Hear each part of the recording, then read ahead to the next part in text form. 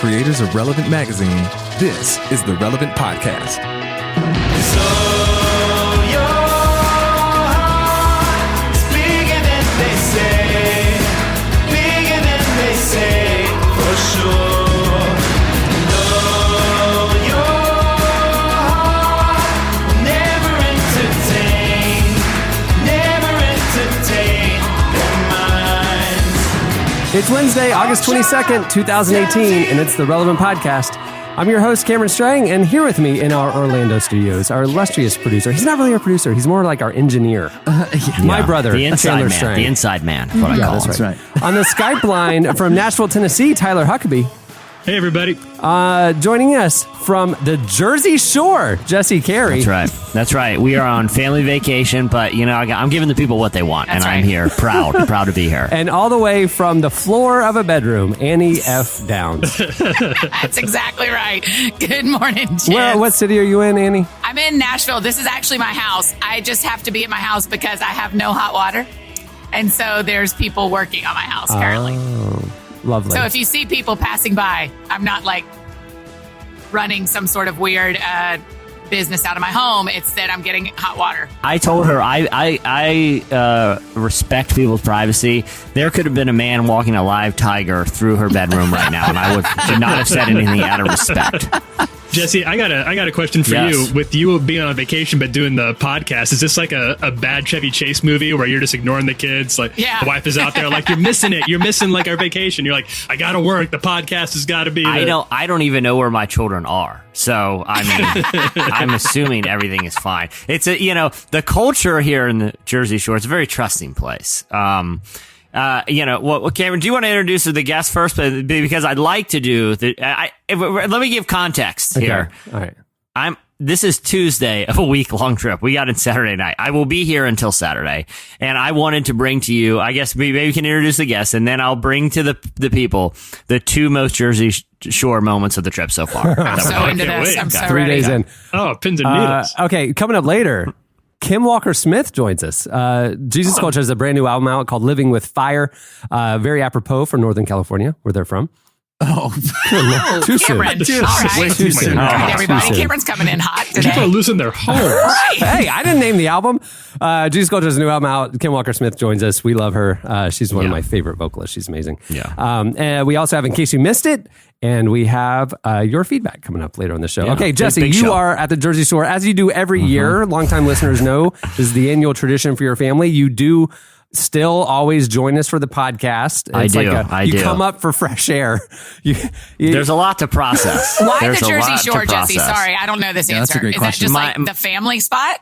Yeah, so my in-laws are from and have always lived in New York and raised my wife and her sister in the area. So this is like their vacation spot. So they're gracious enough every year to get a house right here on the Jersey Shore, like right down. So I've been coming here before the TV show, you know. So when the reality show hit, I was very excited because I knew a lot of the haunts. You know, just Oh, from sure. You vacation. just recognized them. It is that Jersey Shore. It's not because Jersey is a long It's a very long state. with a It's lot a of long state. coast. Sure, yeah. You're not going Yeah. to a fancy part. You're literally going to the gym tan laundry section. I can look out the window from where I'm sitting right now and pretty much see the boardwalk of Seaside Heights. Like, so Really? yesterday. You're like literally at the Jersey Shore, Jersey Shore. Is this why you're wearing a hat right now? Because if you took it off, your hair would be spiked straight up. yeah, I And mean, have- you and Frosted blonde tips, yeah. you drive Frosted. through the toll booth coming over the bridge here, and they gel you right there. They give you your little parking pass, and they give you that gel with like the bubble, like LA Looks gel that has like a lot of bubbles in it. They give you one of those tubs right when you come through town. And it's like a drum. It's like an oil drum of it. It's not the. Yeah, just a big vat of LA Looks. You know, LA Looks. A lot of people thought went out. They, you used to see them like at the drugstores, a pretty common thing. Yeah. You know, this is they're only hanging strong right here. This is the equivalent of that last guy who's still using MySpace. Yeah. Is the Jersey Shore's relationship to LA Looks hair gel. So I was yesterday. I was walking up to like the boardwalk area at Seaside Heights. Like literally, I could see the Jersey Shore house, like the house with the Italian flag on the garage door. No right, way. like right there. Oh, wow. So I'm walking up because it has a big boardwalk. Is it like with a games tourist and everything. attraction, or do people put And- like flowers out in front of it and stuff? Yeah, it's tubs of hair gel as in memorial. Yeah, it's like old dumbbells and Do stuff. other They just people lay out still there. stay there? Can you like still rent it's it? for rent. It's definitely for rent. I wanted to like knock on the door, but I'm sure they get that all the time. You're But just going to so use that duck phone. Yeah. Don't they have Yeah. a duck phone they call? they do have a duck phone. I'm assuming that's still there.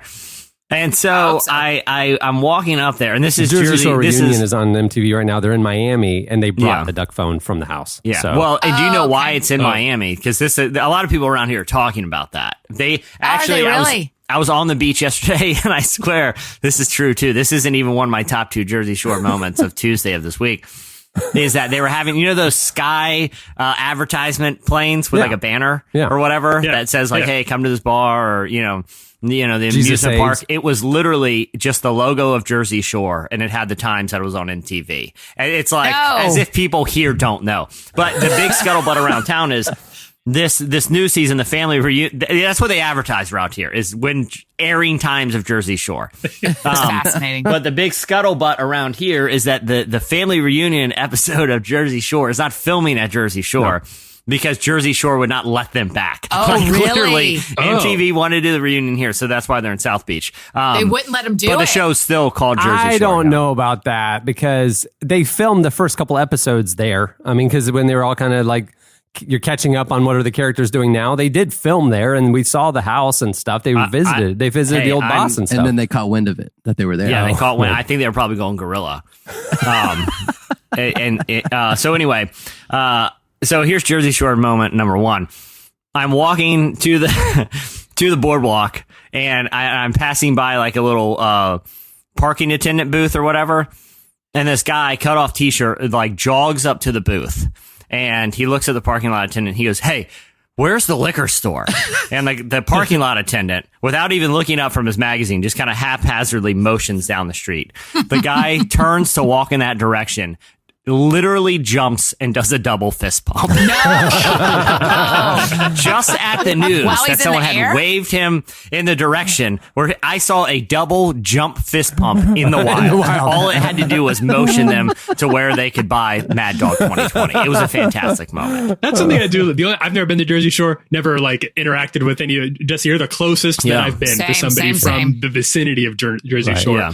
But when I watch the show, I do like, despite how bad they are, and they're bad. Yeah. They're bad people. Yeah, they're I like horrible how humans. close they are to they're not joy. bad people.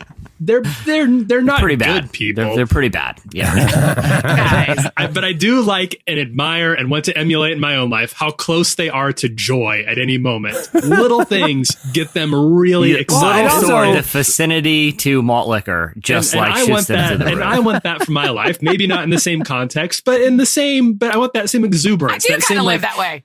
there's something celebratory around every corner. It's a double-edged sword, though. They're that close, a razor-thin edge to exuberance and also rage. I mean, it's like Yeah. a lot of drama. Yeah. Yeah, It's- that's it's true. like- a lot of- You yeah, got- you it's can't have one without the other. there's no in That's the tension. between. Yeah. Yeah, they don't believe in balance. They are. I think the mean, malt it's liquor is what sends them from one to the other. yeah, it's actually kind of You're right. concerning. I mean, it sounds like It's dark. they're each suffering from a real emotional disorder, but we consume it for our entertainment. The situation this year is sober because he has a legal situation. The situation is a legal situation, and so he's He's actually doing pretty well, right? Hasn't he kind of cleaned up his Yeah. act? Well, and he's like a financial I consultant saw or him on a something. friend of mine's Insta story last night from the VMAs. So. on the show. Yeah, on the show, Yeah. he's That's- kept it clean and all that, and which was like they're all partying and stuff, and he's just kind of sitting there, in the corner, just like thanks, Yeah. guys. I mean, considering a major plot point of this season is will several of them end up going to prison, it kind of shows the trajectory of the show. But so it's Jersey Shore moment number 2. Grant, remember, this is Tuesday. I'm on the beach yesterday hanging out. And this little kid comes just blasting by me, kicking sand everywhere. He's like 4 years old, and he's got like blonde, spiky hair, And I hear this mom go, "Axel Slayer, you get back here!" Axel Slayer. Oh my word! Axel Slayer. And I mean, And it was your wife, and that is your son. no, but Guys, I I'm have some guessing news. that kid is, I mean, obviously born and raised here, on the sands of the Jersey Shore. And that both of his first and middle names are an homage to 80s heavy metal. I feel like that I feel like that kid, they're already like setting aside bail money for him. Like a lot of kids, they have a scholarship fund. Axel Slayer has a bail fund Right. that the parents are just contributing to. Like now. the math doesn't add up for me that a 4-year-old's mom was into 80s hair metal, because like you would have to be in your teens to really be into your music. Yeah. If she's in her teens in the late 80s, she's early 70s. She's No, 45, 46. No. she People was- in Jersey Shore didn't stop listening Yeah. to heavy metal in the late I think 80s. Axel's still a hot property in Jersey Shore today. I've been scanning the 2019. dial here, like when I'm running errands, just curiosity. Yeah. There, like the first thing I heard, this is like yesterday afternoon. I turned on. It was "In the Air Tonight" by Phil Collins. Yeah. I haven't heard Phil Collins "In the Air Tonight" on the radio. Maybe ever, since it was out. But it's like that's the kind of jams they just throw down during drive. All right, time, so So Axel Slayer's mom is just like 20 right now, is what you're saying. She just loves. Oh, exactly, yeah, okay. exactly. Yeah. They're still. That's a whole different Axel Slayer conversation. is still at the peak. Of I have no idea how old she is, but So I saw Axel Slayer. I saw Double Fist Pump in the Wild. Those are two things I'm checking off the list. So I'm excited to check in for your next week. Jersey Shore bingo. You're really gonna get it. I believe in it. Yeah, one of them is toddler with heavy metal inspired name. Check right there. Double Fist Pump. Check, and someone just haphazardly motioning to the closest liquor store. Check. Right. I mean, we're The middle I'm rolling. square So. is being able to walk by the Jersey Shore house, and you can do it. So done. Yeah, Italian flag garage door. The other one is seeing someone consuming one of those margaritas with 2 Coronas being arrested. And I haven't seen that, but I'm assuming I just haven't, I mean, it's It's Tuesday only a morning, matter so of that's time. probably prime time for Isn't there a something like name that. for those? Like there's an actual name for the Yeah. margarita with the It's Corona, called, little Corona. it's called alcoholism. The first time I saw one of those was at a Bubba Gump shrimp company on the beach. So yeah, everything you need to know. Well, moving the show along, it is time for our look back at what happened this week in culture and entertainment. It's time for In case you missed it. Hey, in case you missed it, a Livin' It DVD is responsible for the Justin Bieber Haley Baldwin engagement. If you Do you know, hold on. Can I just say, do you know how tempted I was to make this the only in case you missed it item? Because in times, like this is like if you had to tell me what is the perfect relevant podcast in case you missed that. Well, it's got to have Justin Bieber. Yeah. It probably should have a callback to when we were making fun of Living It, and it needs to have a YouTube clip, and we found it. Well, as podcast listeners know, back in 2004, actor Stephen Baldwin produced and starred in a Christian skateboarding video called Livin' It. We talked about it just only a month or two ago because it was being promoted at that trade show where he was playing poker with Jerry Jenkins and he crawled into the bed and he was telling me how his magazine, Livin' It magazine, is going to have 1 million circulation and Relevant was nothing. And the whole thing. We're connected. Well, the video was part of his efforts to promote his Livin' It ministry, which is essentially a Christian outreach to young people. Well, as you know, a month ago, Justin Bieber announced his engagement to model Haley Baldwin, who's Stephen Baldwin's daughter. And now we know how they met. So in a recently resurfaced YouTube video, Stephen Baldwin is waiting for the young pop star in a hotel lobby and gives him a copy of the Livin' It DVD with young Haley standing by his side. He then introduces his young daughter to young Bieber. Here is audio of the first meeting of Jaylee. My name's Steve. Haley. This is my daughter Haley. The third song. Yeah, we've been enjoying your music. I just met Stephen Baldwin. Really cool dude. Just gave me this this skate video that he produced. It's awesome. There it is, folks. History in That's the making. unbelievable. Here's why, when Stephen Baldwin made to you the bold prediction that Livin' It magazine was going to be more successful than Relevant magazine back in the day. It's fine with me. He was a millionaire. I was a nobody. That's totally But I don't think cool. what you factored in is the hustle that Stevie B has. He's waiting in the lobby of a hotel. Man, the marathon way as well. He's waiting in the lobby of a hotel with his daughter, who would one day become Justin's wife, and he's waiting there. Mrs. Bieber. and hands him out. Bieber's like 12 in that video. Yeah.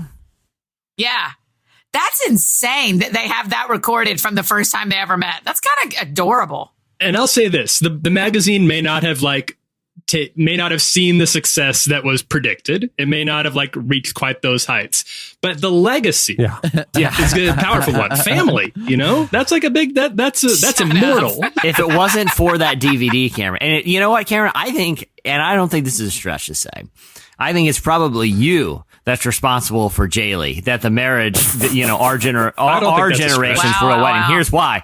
Because during that conversation with Stephen Baldwin at the launch of both Relevant and Live in It, your doubt that he was going to hit 1 million subscribers like in 2 months or whatever his goal was.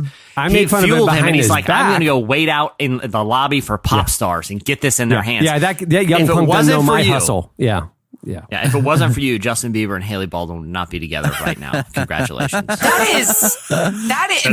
True. Did y'all come up with Jaylee, or is that their name they've come up with?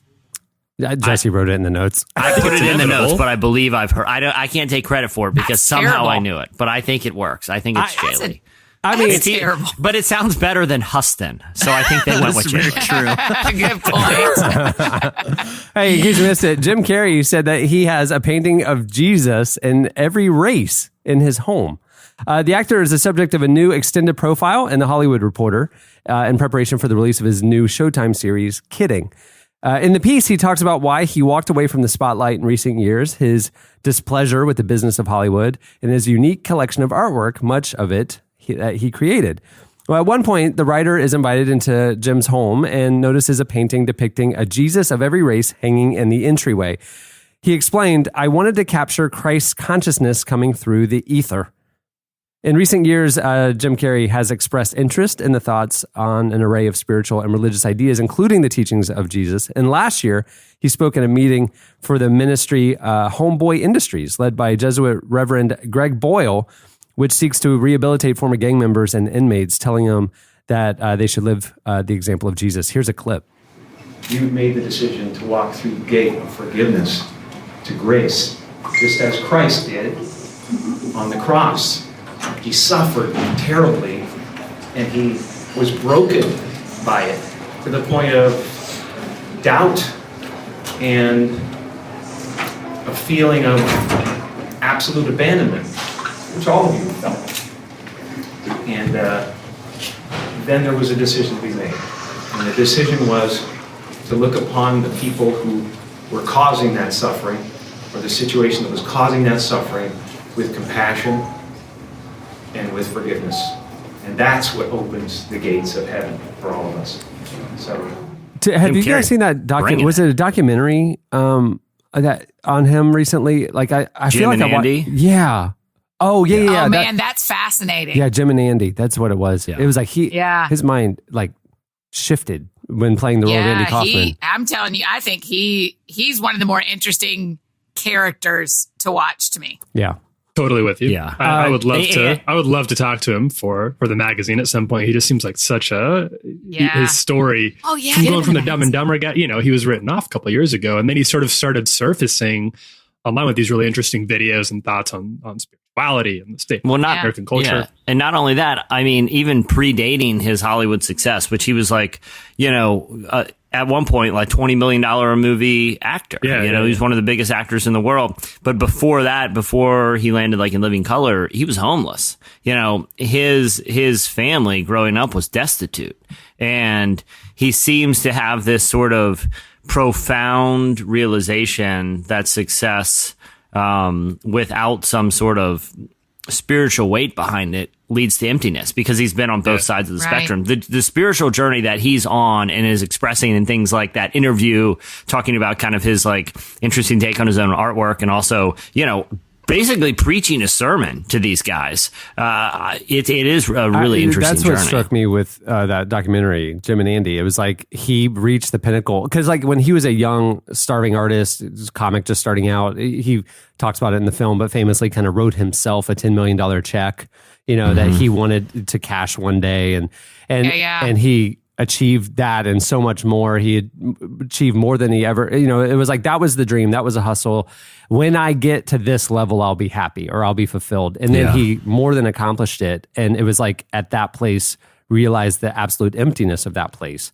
And he walked away from it and so much, and he's looking for something more. And it's just like such a as a Christian to watch that, it's, as a non-believer watches that. I mean, it's like, it's such a telling American story or modern story of like, we think that, we're chasing success and we're chasing all this stuff. And then it's just like empty when you get it. And it's like, it really is that we all have this hole that only God can fill. We all have it, Yeah. It's fascinating how transparent he is and how candid he is about that searching that he's on right now. And go watch that documentary if you haven't seen it. And isn't it interesting that we all think, everyone else wasn't satisfied by that thing, but I will be. Right. Yeah. Like we all think, oh yeah, Jim Carrey. Oh, I get it.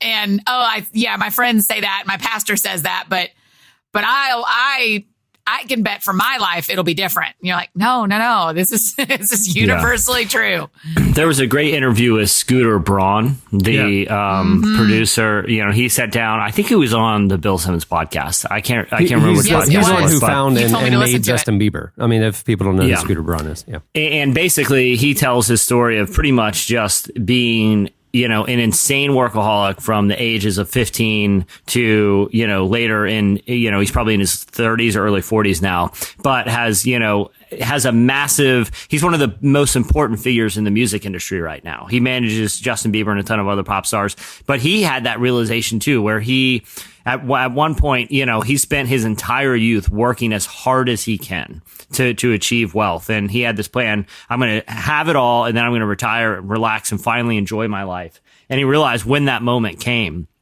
it was the saddest moment of his life, because he realized he felt emptier at that point than he did when he had nothing. And that was the hardest moment, and he kind of talks about kind of discovering spirituality after that. But he had the same sort of realization.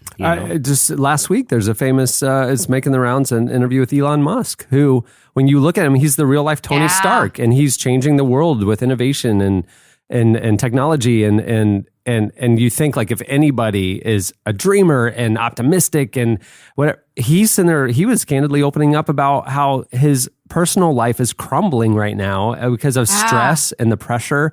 And he's out there trying to change the world, and he is going home to emptiness, and or he's not going home. I mean, there were in that article, there were multiple times where he said, I never left the office. Sleeping at his desk or under his desk even. Yeah. I thought that was an incredible. I'm glad you brought that up, Cameron, because when I read that, I was wanting to know what you guys thought after you read that. Just based on, it is so fascinating to me that the people who seem to be providing the most for our culture also seem to suffer the most. Yeah. And I think it's what you said really hit the nail on the head, Annie, is that in our mind, no matter how many stories I hear about how money just seems to make people's lives worse, I still think, well, but it would make my life better. But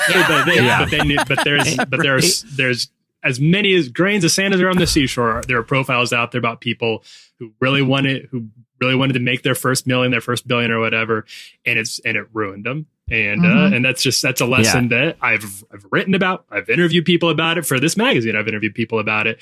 It hasn't sunk in for me yet. Well, it's like, I mean, not to be overly preachy, but like when, Jesus talks about it's easier for a camel to pass through the eye of a needle than for the rich person to enter the kingdom of heaven. I don't think that's necessarily like saying wealth is evil. It's a cautionary tale of like what happens when you put your security. It's not about, I don't think he's talking about eternal life in the kingdom of heaven there necessarily. I think he's talking about the kingdom of heaven right now. Well, it's very difficult to be a part of the community and the peace that comes with being a part of the community in the body of Christ and the kingdom of God when your security is built up in kind of things that will ultimately be empty. What is your heart focused on? I mean, what's the first thing you think of when you wake up in the morning, and the last thing you think of when you go to bed at night? What are you focusing your heart on? And that's telling, Hey, in case you missed it, an upcoming issue of Batman. This is apparently a Tyler Huckabee token comic book. It was last week. It's out in the wild. You can go purchase it from your local comic book store right now. An upcoming issue of Batman will explore why he's not a Christian anymore. The recent run of Batman comics by red-hot comic book writer Tom King has leaned into Batman's human side, exploring his loneliness and even struggles with mental health. Now, the series is going to tackle yet another of the Dark Knight's all-too-human experiences, lost faith. In a preview of an upcoming issue, Bruce Wayne reveals that his father raised him as a Christian. And then in the issue, he explains that his father taught him to give your will to the Lord, saying he wanted me to believe too, but he wanted me to come to it on my own. We went to church. He told me all the stories. However, after he was killed, Bruce walked away from the faith. And did we know he was a Christian, Tyler? That was canon. Yeah. Yeah, that he was a Methodist. So does he say the word atheist? Because that was the headline I was seeing make the rounds, is that Batman's Methodist. an atheist. In the comic book itself, it does say atheist. Yeah. Oh wow. Oh wow. But I felt like it was interesting that they the panels, I think we even shared some on the site, where he made it very clear that like the big thing that his dad wanted for him was for him to discover faith on his own, and to not have it not force him into it. Yeah. I just felt like that was kind of an interesting way to take that story. Tyler, having never read a panel of Batman in my life, do you think that this is like he's this arc is like, okay, Dad wanted me to find it on my own. I've decided no, I'm an atheist, and then something will happen where he discovers faith down the road? And I think that would be maybe for a different writer. I could see them going that route because that's a pretty well trod story, not just in comics, but in a lot of movies. But I don't think they're gonna. That would surprise me with this one. There's a creative team behind this. There's, like with most comic books, there's a writer and an artist. The writer, Tom King, is not a Christian, and he's talked about that a little bit. But the artist is a guy named Lee Weeks, who I think actually lives there in Orlando with you guys, and he is a Christian, and he's a pretty outspoken Christian. I thought the artist was Prince. Formerly, formerly known. It's not anymore. He's a symbol. He's an unspeakable symbol. Oh man. Gosh. So no, I don't think in this one, but these stories end up. Batman's been around for 70 years, and he'll be around for long after we're all dead and gone. So I'm sure somebody will at some point find another way to explore his religious beliefs or lack thereof. I mean, because I feel like, and I'm not like a Batman aficionado, but like it seems like the most motivating factor in Batman's story is rage. Like, he's not out for necessarily just vengeance. He is, but his motives aren't necessarily Christian ones. Like, he wants justice, but he's not like Superman. Like he wants to punish people and try to absolve his pain. He's the Caped Crusader. It's his one man war on what happened to him, and he hasn't found. Yeah, a Batman at peace wouldn't really be Batman. I was about to say, what a troubled character. So that's interesting. That if we get going on this, we're going to be here all day. It's not like there's another podcast out there that can discuss this. But like that's an interesting point. That like Superman's motivation of fighting evil is justice and the greater good, and Batman is literally to almost fill the void that's in his life, the pain that's in his life, by punishing the bad that took his family from him. Well, I think there's a really positive motivation with a character like Spider-Man, who has that with great power comes great responsibility, which is just a good motto for all of us to abide by. I mean, Annie tells me that every day. But like the interesting difference is like in those two cases, like Spider-Man didn't ask for those powers. He received them on accident, where Batman still has no power. Yeah. Anything he has, it's because he built it. He literally built it himself. He's just a guy who wants to dress up like a bat, man. The guy in the tuxedo helps him build stuff, right? The guy, Alfred, the butler. Yeah. Alfred's kind of an enabler probably at this point. Yeah. Hey, lastly, in case you missed it, this week, Ariana Grande and the Roots paid tribute to Aretha Franklin with a fantastic performance of Natural Woman. I mean, as you know, the iconic singer passed away this week at the age of 76 after a fight with cancer. Ariana Grande was a guest on The Tonight Show, and she joined the house band to cover the famous song and pay tribute to Franklin. She had met Aretha Franklin before, and she actually initially declined to sing a cover out of anxiety she'd be too emotional. But it was Questlove, ultimately, who convinced her to join his band in the cover. Here's a clip. Before the day I met you, life was so unkind. You're the key to my peace of mind. Say you make me feel, you make me feel, you make me feel like a natural woman. Ariana's a queen, man. I think she's so great. good. I like her. Yeah. I want to be friends with her. She's like, I think she'd be really fun just to go hang out with and get lunch with. And she could like sit in your like front pocket of your, I was like, of your I t-shirt. literally was about to say, tiny. isn't she pocket sized? Yeah, that's funny. yeah, she's just a little thing. I dislike anyone who has a name that could be misheard as a Starbucks drink. You know, one Ariana Grande, please. One pump.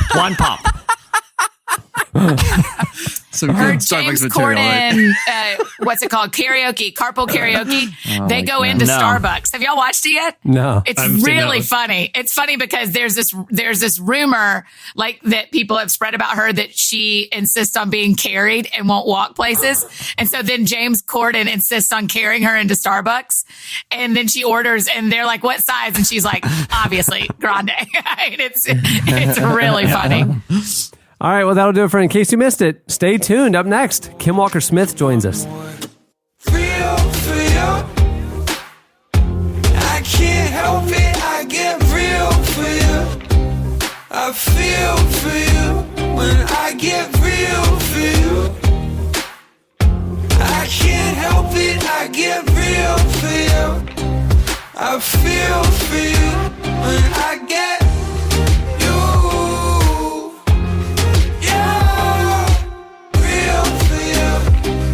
I feel for you when I get you. Yeah, real for you. I feel for you. You're listening to James Hersey. The song is Real for You. At the beginning of the podcast, you heard St. Lucia with Bigger. Kim Walker-Smith has been a worship leader with Jesus Culture for more than a decade. The collective is set to put out their 11th live album, Living with a Fire, this month. Kim recently talked to us about the process of recording live worship and also gives us a behind-the-scenes look at some of the standout songs on the album. Here is our conversation with Kim Walker-Smith. I'm living with a fire burning inside of me. I'm living for the Savior, Jesus, eternally. With all that I am, Lord, I give you my heart. So let the flame shine brighter, let your praise sing louder. This album's called Living with a Fire, and it obviously that's one of the songs, but I'm wondering why did you decide to make that the center of the record and the thing that stood for the entire record as a whole? Yeah. Well, next year, Jesus Culture will be celebrating 20 years of ministry, which is so crazy. I cannot believe that we have been doing this for 20 years. But we just felt like with this record, it feels really special because we are approaching our 20-year anniversary. And when we sat down to kind of talk about this record and what we wanted it to be, what we wanted it to sound like, the songs that we wanted to put on there, that sort of thing, one thing that we kind of decided, like on a technical level and as musicians, was we kind of wanted to get back to our roots just a little bit. So a lot of our music and a lot of modern Christian worship music has a lot of tracks. The songs sound really big and really full because of all the different tracks that we can layer in there, the different sounds and instruments. You could hear like 6 guitars and there's only one guitar player up there, things like that because of all the layers of tracks. And we wanted to just kind of strip it down a bit and make sure that all of the songs were really easy to translate and to play in church, whether you knew how to get tracks or not, or you had a full band or not. And just kind of wanted to kind of go back to our roots. But in having that conversation and talking about musically kind of going back just a little bit to our roots, we were talking about going back to our roots in other ways, and in the ways that we really take our time in worship to go after those spontaneous moments. And to us, the most beautiful sound in worship is not necessarily what's coming out on stage, but the sound coming out of the people when they really are engaging in worship and they're right there with you and they're singing out from the bottom of their hearts, and it doesn't matter whether they can sing or not. It's just getting that worship out and just having a moment all together worshiping Jesus. And we realize in discussing all of this that we have really fought for and contended for that flame inside of us, that, the passion for worship and the passion for what we do, and even our relationship with each other. I've talked candidly before about, I'm the only girl in an all dude band. And over the years, it's not been easy. They're like my brothers, and just like your brothers, there's days when you love each other and days when you don't get along, know? And we have all, Chris and I have been leading worship together now for almost 20 years. Banning, the director of Jesus Culture and our pastor, him and I have been doing ministry and working together for 20 years. And it's just that, especially this day and age, within church world, within music, within the music industry, that is a long time. And we've just, we've worked really hard at fighting for those relationships, making our relationships important, doing life together, but also our passion for Jesus. And we feel like, way back, we remember when we were at Bethel, Bill Johnson, our pastor there, he had said one time, what's most impressive at 20 years from now is not how many albums you've done or how great you've done with ministry or whatever. What's really impressive is if in 20 years, if I ask you, are you still burning? And if you can say yes. Yeah. And we realized now, after all these years, that came up, and we remembered all those years ago him talking to us about that, and we kind of looked at each other and we said, "Are you still burning?" And we felt like we could honestly say yes. And there's been moments that we've had our ups and downs, and we've had to fight for and contend for that. But we feel like, yes, our hearts are still burning for Jesus. Our hearts are still burning for worship and to love him. And our hearts are still burning to see people encounter him in worship. And so that's just a long way to say we decided to name the album Living with a Fire, because that phrase means so much to us on so many different levels.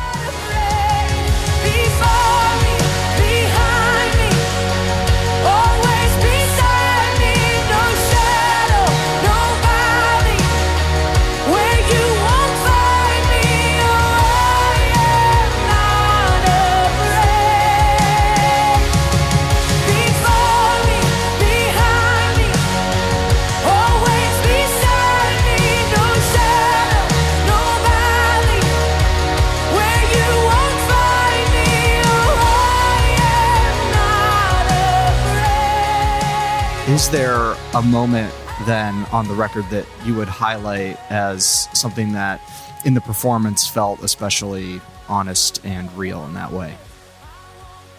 Things coming to my mind right now, there's a song called Not Afraid, which is a really strong declaration of just, even in the midst of fear and feeling those things, that we're trusting God, that we're going to walk through the hardship, the storm, the fire, the battle, whatever it is, he's going to see us through all the way to the other side. I love in that song that it is honest about the hardship and about what we're facing, but it has a bold declaration of God getting us through to the other side. Katie sings Defender, which originally Rita Springer did, and Katie did a cover of Defender, and that song is incredible because it's another song that I feel like expresses authenticity really beautifully in just being broken and God being the one to come and bring us back together, and also God being our protector and defender. And then Chris has a song called Anointing, and it's funny because the first time I heard the song, I was kind of like, this is kind of weird. Like you don't really hear a lot of, I couldn't even think of a worship song that really had the word anointing in it. And I was like, what? It just seemed just a little bit, not that this song was weird, but just like, this is an unusual message. And the whole song is talking about like how basically we can't do anything apart from God. It's similar to like the moment with Moses in the burning bush, and he's saying, but God, if your presence doesn't go with me, how are they going to know what separates me from everybody else? Right. And God's saying, my presence will go with you.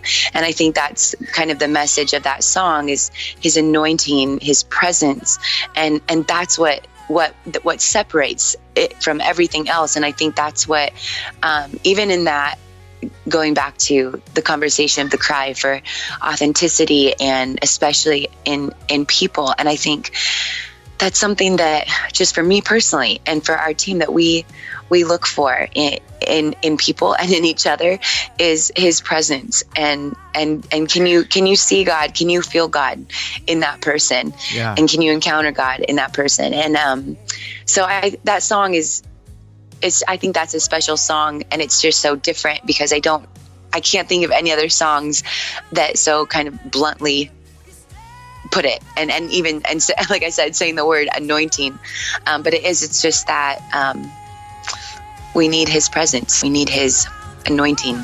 That's what separates us from the rest of the world.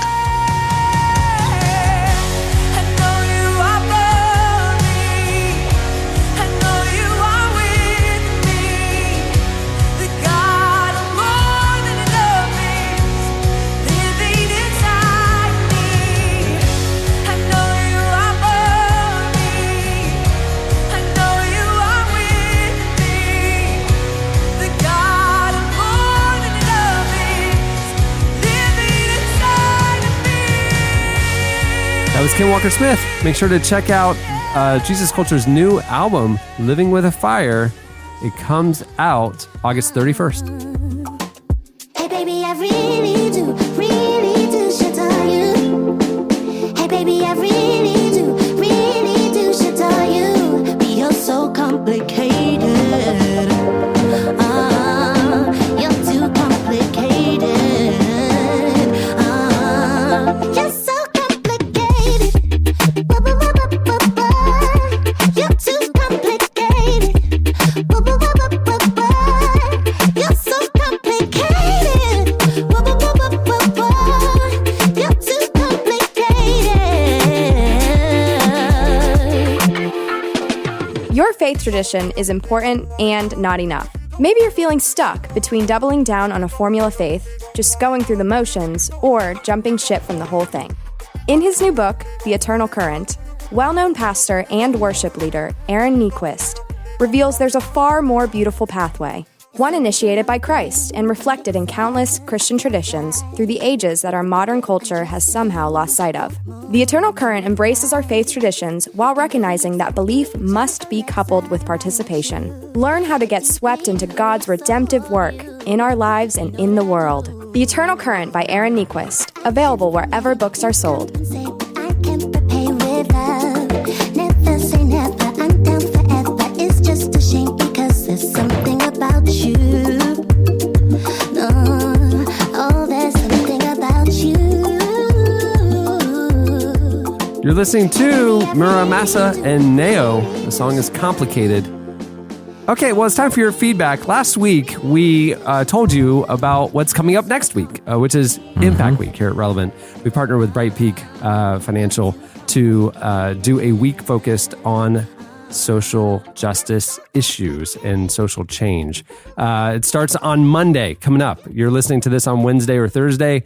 On Monday, all the way through Friday next week, August 27th, through the end of the week, we will be going live every day from 9 to 9 Eastern. We'll be doing Facebook live streaming from the office. We'll be having guests throughout the day. We'll be doing stunts. We'll be doing things. And what we're trying to do each day is raise money for some great causes. The reason why we partner with Bright Peak Financial is they're participating. Every day there will be ways that they will be accelerating the give. There might be challenges one day that for lunch they're going to do this, or there might be days where they'll match every dollar you give toward the cause, or they might do. All week there'll be different stuff going on, and it's exciting. It's like why would I give this week to that? I can give whenever to that cause. This week your giving will be amplified, and we're wanting to see what will happen when we all come together. If we can really move the needle on some great with some great causes. So I'll just tell you before we get into feedback, on Monday, we're going to be tackling the issue of domestic hunger. And we're partnering with Feeding Children Everywhere. And we will be raising money for domestic feeding programs with that great organization. We will be doing stuff here in our office, like actually packing up meal kits and sending those out. But we'll be raising donations all day. Tuesday, we're doing A21. We're partnering with them on their efforts of rehabilitating girls, freeing them from sex trafficking, and then getting rehabilitated and set up in a new life. We'll be raising funds for their programs, which are very expensive. I mean, it is very expensive to get these girls holistically kind of freed. There's the judicial aspects to it. There's health, hygiene, there's education, and there's like a long period of rehabilitation. So we're going to be partnering with them, helping raise money for their organization. Christine Kane and their team will be joining us throughout the day. Wednesday, we're going to be tackling the issue of the refugee crisis and partnering with Preemptive Love Coalition. They have an amazing ministry. If you don't know Jeremy Courtney and Preemptive Love, go check them out. He's one of my personal heroes. There's a refugee camp outside Syria where there's thousands and thousands of families kind of stuck in a refugee camp. The funding for the safe zone, which is where the children would go. If you've ever been to one of these tent cities, an entire family of 6 or 8 people is in literally a little, tent of, 6 by 6 or 8 by 8 tent, and there's nowhere for the children to go. They're playing in the streets. There's flowing sewage and stuff like that. So the more long-term refugee camps create these safe spaces where the children can go play, get education and stuff while they're stuck in that system. Well, there's this one massive one outside of Syria that lost its funding. And on Wednesday, we're trying to raise the $40,000 needed to reopen the safe space for these children in this refugee camp outside Syria. Yeah, it's incredible. I was talking to the guys at Preemptive Love last week. And, even like right now, it can get like 130 degrees out there. This safe space for these children who are the most susceptible, even to something just as basic as heat. They can go in the air conditioning for a couple of hours, and this is literally a refuge and an oasis in the desert for these children. And like Cameron, you were saying, it recently lost its funding, and this will provide the opportunity. The more people give, the more children are going to be able to access this safe zone for longer. I'm really excited that that we're partnering with them for this cause, because it's something that is, everyone hears about the refugee crisis. So it's all over the news, as it should be. But it's rare that you get an opportunity to make an impact on this level. And I'm really grateful for the work they're doing there. On Thursday, we're partnering with World Vision. Jesse and I went to Somaliland. You heard about that a few months ago. There's a drought. There's a crisis happening. There's long-term development that is starting, but there's still emergency relief that's needed for millions of people that are suffering from this drought, and they're landlocked. So we will be partnering with World Vision for some food and hygiene and medical supplies to get to East Africa. That'll be on Thursday. And on Friday, we'll be partnering with Charity Water to build some clean water wells as well, which will, permanently change the lives of thousands of people. So each day we have big, hairy, audacious goals that we're wanting to achieve. Bright Peak's going to help accelerate it. We are very optimistic and excited about it. If you know our history, though, the way we've raised money in the past was we made Jesse do psychological endurance challenges. That's right. And so we're not going to sit there and do a telethon and just just show you the video that makes you cry and all that kind of stuff. Anybody can do that. Not everybody. We'll probably be doing some of that, but not only. We're doing a twist. Not anybody. Not everybody will listen to Nickelback all week to raise money and stuff. Put themselves through the ringer. So last week on the podcast, we were telling you about Impact Week coming up. Again, it's next week, starting Monday. And we wanted your suggestions for stunts, psychological endurance challenges, or challenges that you would like to see us take on that will prompt you to give. We don't want you to sit back and watch it. We want, if we're doing this stuff, you're opening up your checkbook or your wallet or whatever it is. Who has a checkbook anymore? I had a devious, okay, continue the question week, and I'm going to read one and have a devious spin-off idea on it. So it's things like, if you give X number of dollars, then Annie will do X. Things like that. So that was what we asked you about. You guys hit us up on Twitter at Relevant Podcast. You also posted on the podcast episode page last week. We have been going through them and crossing them off the list and saying no to most of them. It's too far. It's too far. I don't want to get banned from Facebook. That will actually get us banned. Zuckerberg don't play. He don't play anymore. You know? All right, so here's some of our favorites. Okay, so Angela Smith tweeted this one, and I like her idea, and I'm not opposed to it, but I have a twist on it. Her words, I'm going to read her tweet, word for word. 2 words, body waxing. Every $2,000, basically an appendage. A leg, an arm, half a back, chest, underarm, and neck. You could easily make 20 grand. Oh my gosh, I don't disagree. A full body waxing, but in my mind, like that's like the scene in like 40-Year-Old Virgin, you know, which is funny, but like the payoff is really only while the waxing happens. Yeah. Like it's only watching the strip get pulled off and watching that agony, you know, because at the end of it, you just have a smooth person from the neck down, which isn't that satisfying. It's just a smooth man, assuming it's a man.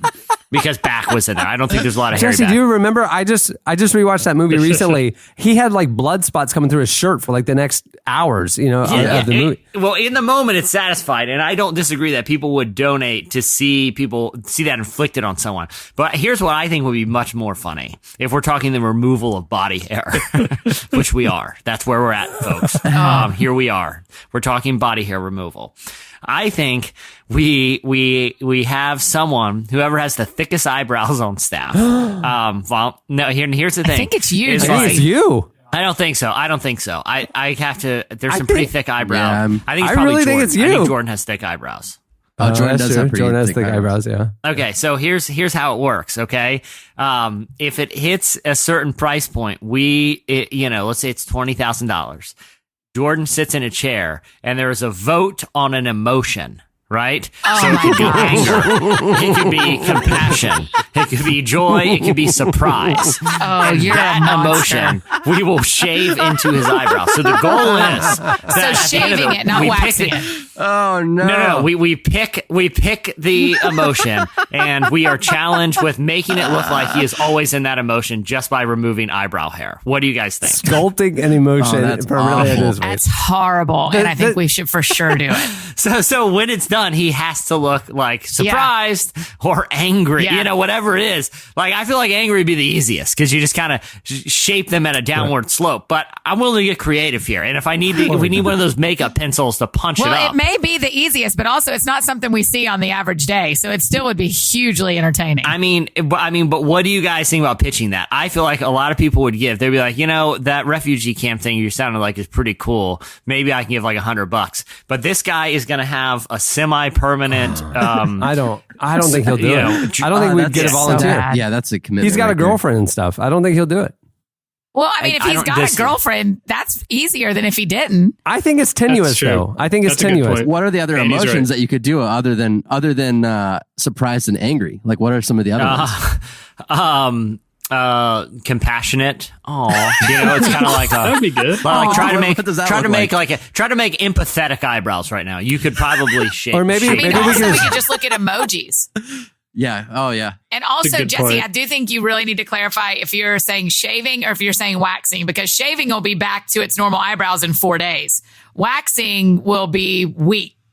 It depends on the tier of donation that people give. Okay. Yeah, if we hit the 6 figures. I don't know how we do it, but is there a way to do the people's eyebrow, the Dwayne Johnson look, the one eyebrow? I don't know. I don't quite know how. I feel like The Rock should be an option. Yeah, I like where you're going. Sure. Figure it out. Where there's a will. I mean, this is easy. We're going to need to factor away is what we always say. We're going to need to factor in the price of a professional eyebrow shaper. I'm sure there's dozens of them at salons around.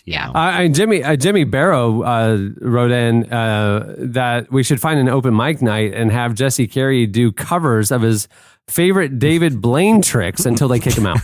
I'd be willing to, awesome. but I will not last long because there's a high level of complexity. I haven't been practicing, but I'm willing to do it. I'm willing to go to an open mic night and humiliate myself and maybe get beat up by a bouncer. I think the goal will be to be thrown out like Uncle Phil and DJ Chazzy Chaff at the end of it. Just, toss me out in the street. But I'd be willing. I am totally willing to do that if we can shave Jordan's eyebrows into the rock face. Poor Jordan. I feel like it's pretty fair. I don't think we should fill the whole week with these because that's gross. But Kylie had a great idea to do get some of Jim Baker's emergency meal buckets and have people eating those. Oh. I don't want to do a whole week of eating challenges because that's like so gross. Stay tuned. Annie, that's actually happening. That one's happening? Tuned. We have purchased. Yeah. Kylie, Daniel, well done, Kylie. We have purchased the Fiesta bucket. And, the Fiesta pail. That's the one she mentioned. Yeah, we will be having a celebratory fiesta of eating the apocalypse rations on one of the days if we hit a certain price level. If you've ever Jim wondered Baker what saw that sale and was like, I've really pulled the wool out from somebody's eyes over there. Yeah. So like $1,000 worth of Fiesta Can I tell you a little pro tip? A little pro tip on the bucket, on the apocalyptic rations. If you go to Jim Baker's ministry website, you think that the bucket's going to be a proprietary blend with the Jim Baker ministry logo on it. That's what I expected. No, it's someone else, right? No, it's a normal other brand of bucket I'm looking at of food. Them up. And he so just marks them up. It was like the problem was it was like $85 for a bucket, $15 for shipping, and I'm going, I don't know if it's going to get here in time. I don't know what the shipping is. They're not saying it's like a flat rate. We need to make sure it's here. Pop it over to Amazon, put in the same name, same bucket. No. Same food Like is available $10. for $50, free Prime shipping. Jim Baker's buying it basically from Amazon, jacking up the price. He's getting $90. Amazon's getting $50. Yeah. So I'm guessing you ended up buying it from Amazon. Absolutely. He's we didn't the want to Elon support Musk that of ministry. their Come on. generation. Launch a He's scheme the Jim like this. Carrey of their generation. If you've ever wondered what it's like if people will be having a fiesta during the tribulation, during the 7 years between the rapture and the rise of Nicolaus Carpathia, this is what the fiestas are going to be like. People are still going to be fiesting. Right. That's the thing. Right. Like, sure, all the Christians have been zapped from the earth and locusts are taking over and the seas have turned to blood. Right. But sure. But we can people still got it still may fit. If he takes away our ability to fiesta, then he has truly won. Then Satan's reign is truly complete on the earth. We got to keep the things that are important. Listen, the Antichrist is bad, but you can't stop people from How many did you get? Because it said a 30-day. Yeah, we got one big bucket for 30 days, and pretty much everybody in the office will join us for the fiesta. Man. We will not be eating it for 30 days. We will have one massive fiesta. Tyler, this is when we're sorry we don't live in Orlando or / really glad we don't live in Orlando. Whatever the opposite of sorry is. I've just seen the pale white horse of death descend from the clouds, ushering in the next wave of trials. That's Snooky. You're just looking out the window. That's Pop Snooky. the fiesta bucket. Jesse, in my mind, it's about 3 hours after the fiesta that we see the pale white horse of death descend on us. Oh my gosh, stop it. That's when the rivers run with blood, if you know what I'm saying. You guys. Oh, man. Okay, this one is another dietary one, and it kind of goes off what we talked about, which we still need to do. It's called the loafing around. Donations of a certain, and this is from Doug, by the way. Donations of certain levels allow people to name ingredients that Annie will loaf together. When the donations hit a certain level, a cast member must be forced to eat the loaf. I feel like that's pretty doable. Relatively obtainable. We'd have to figure out a way for you to loaf and get the loaf. We're assuming a lot about the loafing knowledge of the relevant podcast listenership. Yeah. I have no idea. You can't imagine how often I get tagged in loaf ideas these days on the internet. I get tagged in them. Yeah, I'm getting frequently I got nothing to do with it. They just assume everybody in Nashville likes loafing. Katie McDonald said that we need to lock Jesse in a room full of diffusers, all diffusing at one time every essential oil scent sold on the market. We see how long until he either passes out or taps out. Every few hours, Chandler runs in with a gas mask to refill the oils. Yeah, I'm Jesse, super I down. think that's dangerous, actually. I mean, I'd be willing to put my health at risk for this. I thought they were supposed to be here's super why, healthy. to disprove all this. This is a David Blaine type of thing, and my goal is to disprove all this. Mojo. Theoretically, I should leave there, right? Like having superhuman. expelled every illness from my body. Right. If the oil salesmen are You would correct, I leave should there a leave the bionic chamber. man. Yeah. Oh my gosh, Essentially a chamber. We're not Superman. going to call it that. Be glowing a little bit. I should be glowing. This should be like the Spider-Man thing we were talking about. I should leave there as a Superman who not only is impervious to illness, but is also able to sell my friends very expensive kits. Oil man. And even friends I haven't spoken to in years, and I just slid into their DMs on Facebook. I will be gifted those abilities for this oil experiment. I'm sitting in a 16 by 16 room with glass doors right now. How much are these oils? Oh, we could do that room. That for sure, the recording room would work. I mean, how much is a diffuser? If we got like 15 diffusers going with 15 oils, and Jesse had to broadcast from the closed podcast oh my gosh, studio. Jesse, you would be so sick. You'd get so sick, Cameron. I will detox with end times fiesta rations. You just see that bucket on the other side of the finish line.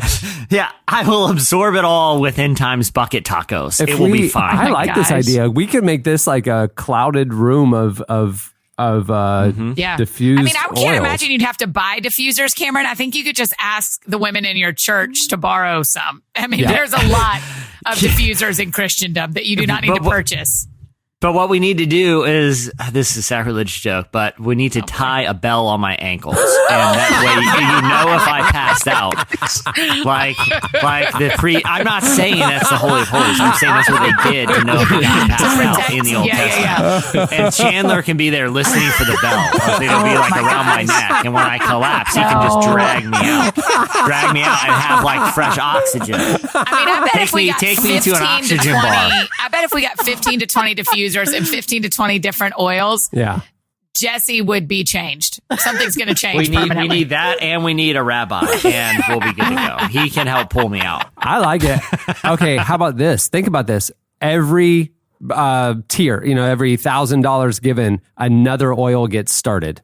Like, yes. You know what I'm saying? This is like a live, like That's Facebook really, live. here's the thing. I feel like Chandler has to be in me, but he has to look like Walt and Jesse in that hazmat suit, like igniting the oils. But he's in that yellow. Yeah, we'll get a hazmat suit. Yeah, we'll get a Breaking Bad hazmat suit. Chandler will come in and start another oil going, and we'll just be broadcasting from a room. Yeah. And you want to see more going, keep giving. I like that. I mean, that's a pretty big room that y'all are in to fill with diffusers. I'm just saying.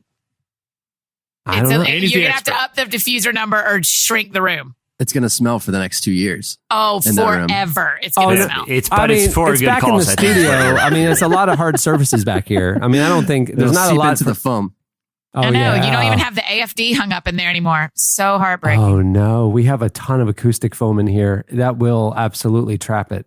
Yeah, Is there any way? Yeah, is there any There way? are other like, rooms. There's a very over there. small room too. It would be like securing a web camera in like the phone booth room, Cameron. Which is that room. The one diffuser would hotbox that thing. Yeah. You get a couple we do. going. We have a Skype room. Virtually what we're doing is hotboxing you with How tight is the oils. seal on it, though? That's the question. The ceiling is. No, the seal, like around the door. Oh no, so it's not tight. leaking It's out. like a barn door thing that slides it's over. so funny. I mean, but we can put towels rolled up underneath it and close off the seal. Some wet towels. Hey, Dad, we could hotbox that room with essential oils. Easily, and just have like a mounted camera, and just I would see how long I can take You it. just get work done. You bring your laptop Yeah, in there. you're going to have it'll the be- most successful day of your career because your mind is going to be so clear. Yeah, it's all fun and games. So I'm like projectile vomiting lavender extract That's or what I'm whatever. whatever you're diffusing me with. We'll let our snake Are we going to oils do in a there. different oil in each? That would be awful. In each diffuser, is Yeah. that what we're saying? Is Yeah. every $1,000 hit, Yeah, we start a new a new oil? oil. Yeah, for a different symptom or a different benefit. You're going to live And forever. Jesse will come out superhuman. I'm down. I think I will. If all the 24-year-old Christian what women you are guys right. have figured out is a way for me. It would be like Wolverine. I'll be like quick healing at that point, and and I'll be able to like invite a lot of friends over for very compelling classes about my new expertise. I love it. I love every part of it. Let's do it. Let's do it. I'll diffuse myself. Well, listen, there's a lot more ideas where I came from. I think you guys should all go check it out, and maybe we'll put some up for the vote. Maybe we'll put up some like a vote or something online. I think that's a good idea. Yeah, we should. Hey, who's Jordan's best bud in the office that could talk him Probably into JD. this? I could talk him into it. I'm very influential. I think it needs to be done casually. I think he can't know we're up to something. So what needs to happen is like he needs to walk by JD's computers, and JD is just looking through like Google image search results of like fancy eyebrows, and he's like, "Oh, what you doing? Oh, just checking out some eyebrows." Does he have to give permission? I mean, can we just pull him into a room on the live cam and do it right there? You're talking about like hold him down and do it. No, I mean, just kind of bamboozle him. Let's just bamboozle him. And could we create like a fake BuzzFeed page where it says all the guys are doing this crazy new eyebrow shaving thing? Daz would fall for that. I don't know. Girls are super into it. And they look really good. Like like Brad Pitt, Pete Davidson, all the biggest celebrities, right? Better idea. We find out the level of diffuses that causes someone to go unconscious. I'm willing to like put myself in there. Then we trick Jordan into making a phone call in that room and start the diffusers. He's out. We slide in and just do it while he's unconscious on essential oils. It's a flawless plan. Sure. Yeah. Can you get Sounds just great. like really high concentration of oils and like put it into a dart form, like just blow dart him across the desk? We Just cannot blow dart He's anybody done. for a He's good out. cause.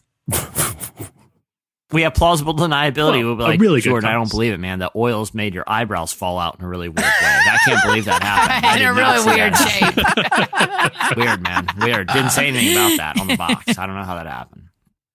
I think Daz, I feel like we can always, I mean, I don't know what Daz's eyebrows look like, but I feel like he's usually up for it.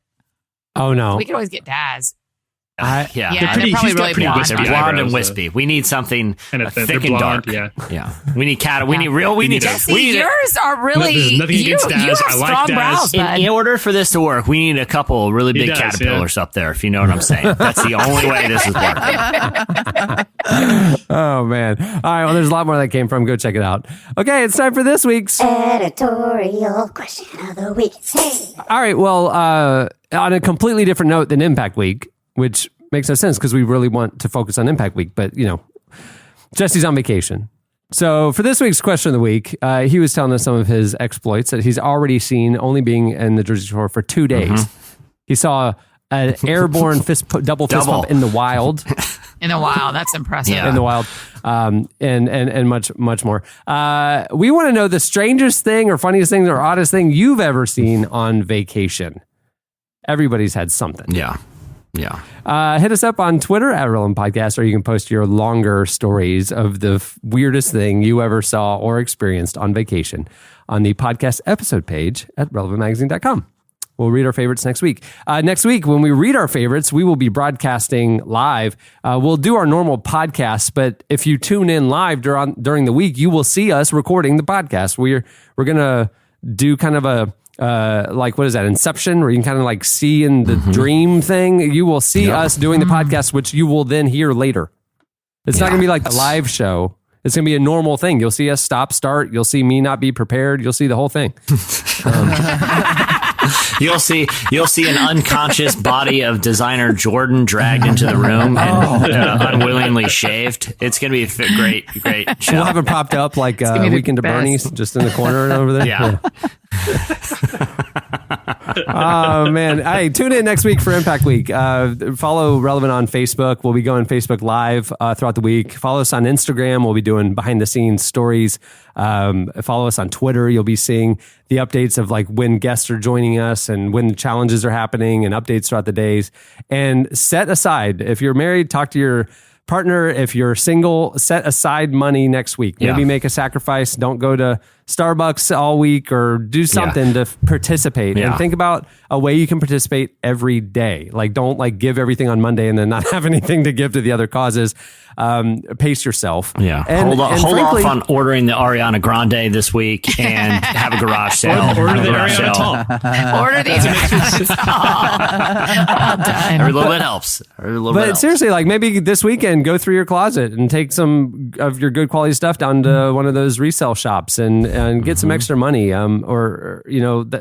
Everybody has something that they can do to sacrificially give. It's time to part with that duster, that floor length sweet duster. But it's so as cool. long as you got a backup duster. When I was last week when I was trying to raise money for the Hood to Coast race that I'm doing, as you're listening to this podcast on Wednesday, I will be on my way to Portland for the Hood to Coast race. I'm a procrastinator, and I forgot to put up my fundraising page until the week before the race. I mean, people were like fundraising for months, right?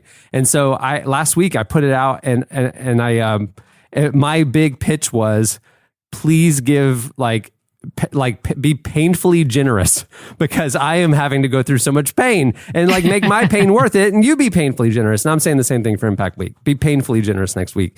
Give sacrificially, participate. We will all be participating as well. All of us will be giving. And like I said, why give next week to these causes? Because Bright Peak is going to be partnering with us and amplifying and accelerating the financial give. And it's going to be a week where we really want to move the needle. So join us. Many thanks to Kim Walker-Smith for joining us. The very timely titled Living with a Fire album drops on August 30th. Well, timely is not a judgment. It's timely. No? All right. Hot. Yeah. Coming in hot. Literally. Living with a Fire. Drops on August 31st. The first 4 singles are out now. Go check them out. They're great. You can follow her on Twitter at Kim Walker-Smith. Hey, the new issue of Relevant, we just got the September issue in the mail, which means it's shipping now to subscribers. Next week during Impact Week, we will reveal it to you. It's a very exciting issue.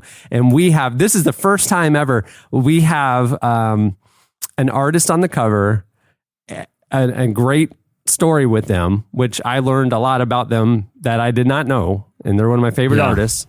We have a ton of audio and video and multimedia experiences that we will be rolling out throughout the month, coinciding with this cover story. It's going to be really exciting what we get to start rolling out next week during Impact Week about the new issue of Relevant. Check it out. If you want to get it, subscribe now. RelevantMagazine.com has a great deal going on. And throughout Impact Week, we will have great subscription deals happening as well. So make sure to check out RelevantMagazine.com. If you haven't gotten the magazine, do it.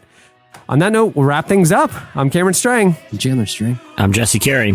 Tyler Huckabee. And I'm Annie F. Downs. We will see you on Friday when Craig Rochelle joins us and Science Mike sits in for the entire episode. Don't miss it. Friday's episode. See you then.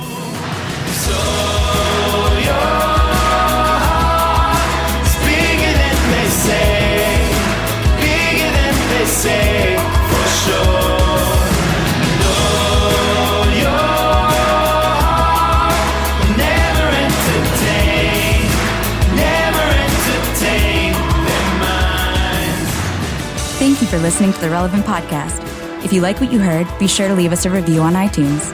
Check out other shows from the Relevant Podcast Network in the podcast section at relevantmagazine.com. And while you're there, browse exclusive podcast merchandise at our online store. Make sure to subscribe to Relevant Magazine. Info is available at relevantmagazine.com/subscribe.